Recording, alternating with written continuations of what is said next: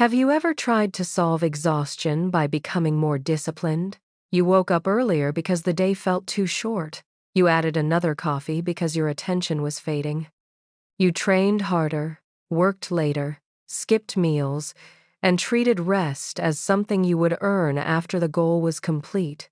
For a while, it looked impressive. Then you began forgetting simple things. You became impatient with people you loved. The work took longer, even though you were giving it more hours. And because your performance was falling, you demanded even more from the body already carrying too much. Hi, I'm Sarah, and this is WiseMind Stories. The fifth idea in the 6-month plan is that your body is not another item on the schedule. It is the operating system beneath the schedule.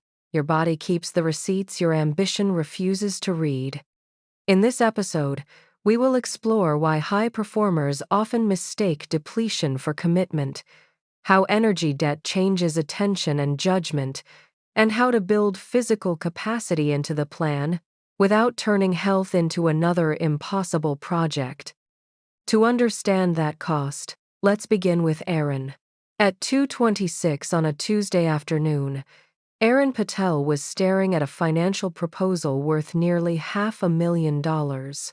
One number on the page said $48,000. It should have said $480,000. The document was scheduled to reach the client in 9 minutes.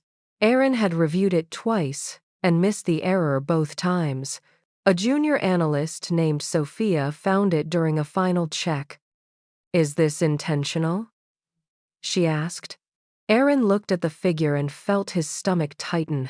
If the proposal had been sent, the company would have entered a negotiation using a budget that was wrong by a factor of 10. Aaron corrected the number and thanked Sophia. Then he closed the office door and sat without moving. He was the operations director. He was supposed to be the person who caught what others missed. For the previous 7 weeks, Aaron had followed the most demanding plan of his life.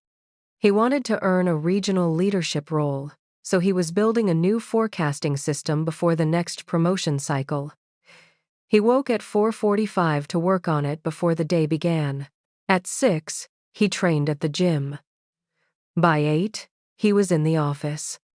Most nights he answered messages until 11:30. He slept a little more than 5 hours and described himself as temporarily tired. Temporary had lasted almost 2 months. At first, the schedule made Aaron feel powerful. He had found hours no one else was using. He posted a photograph of the dark morning desk with the words, "No excuses." But his body began sending quieter reports. He reread emails without understanding them. He reached for words that normally came easily. After lunch, he felt as if someone had lowered the brightness of the room. At home, he became irritated by ordinary questions. One night, his 12-year-old daughter, Mira, asked for help with a mathematics problem. Aaron looked at the page and said, "You know this. Just focus." Mira closed the book. "It's okay," she said. "I'll ask Mom." Aaron returned to his forecasting model. The sentence stayed with him longer than the model did. What is your ambition costing the people who receive the exhausted version of you? After the proposal error, Sophia entered Aaron's office again. She expected him to be angry. Instead, he asked how she had noticed the number. "I checked it after lunch," she said. "You sent it at 5 this morning." Aaron smiled weakly. "That's when I do my best work." Sophia hesitated. "Maybe that's when you work hardest," she said. The distinction was uncomfortable. Aaron had confused effort with capacity. Effort is what you spend. Capacity is what allows the spending to remain useful. A routine that works only while you are damaging yourself is not disciplined. It is borrowed time. Aaron's 6-month plan accounted for meetings, deliverables, workouts, and deadlines. It did not account for recovery. In his mind, recovery was empty space, the absence of progress. But the absence had begun controlling the quality of everything else. Energy debt collects interest in attention, patience, judgment, and relationships. Aaron's largest blind spot was not ignorance. He knew sleep mattered. He knew stress had consequences. He could have explained those ideas to someone else. But exhaustion had become part of his identity. It proved that the goal was difficult. It proved that he wanted it. It protected him from the fear that perhaps he had chosen the wrong strategy. If the result failed, he could still point to how much he had sacrificed. Suffering had become evidence of seriousness. Have you ever protected an ineffective plan because abandoning the struggle would make the sacrifice feel meaningless? That evening, Aaron did not create another productivity schedule. He opened the same 4-part audit Leah used at the beginning of this series, but added one question beside every commitment. What does this require from the body carrying it? The 4:45 work block required an earlier night. Aaron had not created one. The morning training required food and recovery.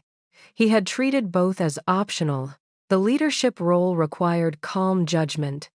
His schedule was producing urgency and irritability. The family he claimed to be working for required a version of him that could listen after 7 in the evening. The plan was not only full, it was internally contradictory. Aaron began with sleep not as a universal formula, but as a personal constraint he could no longer pretend did not exist. He chose a consistent window that gave him roughly 7.5 hours. The 4:45 sessions moved to 3 mornings instead of 6. On the other mornings, he slept later or took a quiet walk. For the first week, Aaron felt guilty when he saw 5:30 on the clock. Rest felt like losing to people who were still working. But by the second week, the forecasting sessions became shorter and more accurate. He stopped spending the first 20 minutes rereading yesterday's work.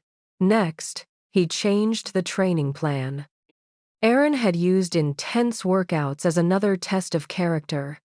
Now he kept movement in the week but stopped demanding maximum effort from every session. Some days were strength, some were walking, some were recovery. The goal was no longer to win against his body before breakfast. It was to build a body capable of carrying the day. Then he created an actual lunch break, not a meeting with food beside the laptop. 20 minutes away from the screen, with something predictable to eat and enough time to notice how tired he was before the afternoon made decisions for him. Finally, Aaron built a transition between work and home. Before leaving the office, he wrote tomorrow's first task and closed every open loop he could close in 5 minutes. During the commute, he stopped answering messages. When he entered the house, the phone remained near the door for the first hour. This did not create perfect presence. It created a border his nervous system and family could recognize. Rest is not only sleep. Sometimes it is the moment one role is allowed to end before another begins. Aaron also removed one committee from his schedule and delayed a non-essential internal project. This was the least glamorous change, and one of the most important. You cannot recover from a load you refuse to reduce. Aaron also began sorting work by the kind of energy it required. Red work involved judgment, forecasting, difficult conversations, and decisions that would affect other people. Yellow work required steady attention, but little invention. Green work was administrative and repeatable. Before the proposal error, Aaron had placed red work wherever he could force it into the calendar, sometimes at 5 in the morning after poor sleep, sometimes at 10 at night after 12 hours of meetings. Now he protected 2 or 3 high-capacity periods each week for the work in which a tired mistake would be expensive. Meetings were grouped where possible. Routine approvals moved to the natural dip in his afternoon. He stopped using his clearest hour to clear messages simply because messages were easy to begin. Time management asks where a task can fit. Capacity management asks what condition the task deserves. Which important decision are you repeatedly making during the worst part of your day? The calendar still contained the same number of hours, but those hours no longer pretended to be equal. For several weeks, the new plan felt slower. Aaron completed fewer total hours. His early morning photographs disappeared, but the forecasting system began moving faster. Sophia tested the model and found fewer errors. Aaron gave the team clearer decisions. He stopped rewriting work late at night because the daytime version was no longer produced through fog. One evening, Mira brought him another mathematics problem. Aaron felt the old impulse to give a quick answer. Instead, he sat beside her. The problem involved two trains leaving different cities at different speeds. Halfway through, Aaron made a mistake. Mira laughed and corrected him. "Maybe you need to focus," she said. This time, Aaron laughed too. His promotion was still uncertain. The forecasting project could still fail. Recovery had not removed risk. It had returned enough of him to face the risk intelligently. Your body keeps the receipts. Your ambition refuses to read. The goal is not to make physical health another arena for perfection. It is to stop building plans that require you to feel different from how your life repeatedly makes you feel. Begin with a capacity audit. When do you naturally think clearly? When does attention fade? What happens to your sleep before the days you call unproductive? Which foods, routines, or work patterns leave you steady, and which create a cycle of urgency followed by collapse? Observe before you optimize. Then choose one recovery anchor. It may be a consistent sleep window, a daily walk, an actual lunch, a screen-free transition, or a conversation with a qualified professional about persistent fatigue or symptoms that should not be reduced to a discipline problem. Do not redesign your entire body in 1 week. Build one reliable source of capacity beneath the goal that matters most. Next, examine the load. Which commitment exists only because you are afraid to disappoint someone? Which form of exercise, work, or self-improvement is currently taking more than it returns? What must be reduced rather than recovered from? And protect the people who should not receive only what is left. Where will work end?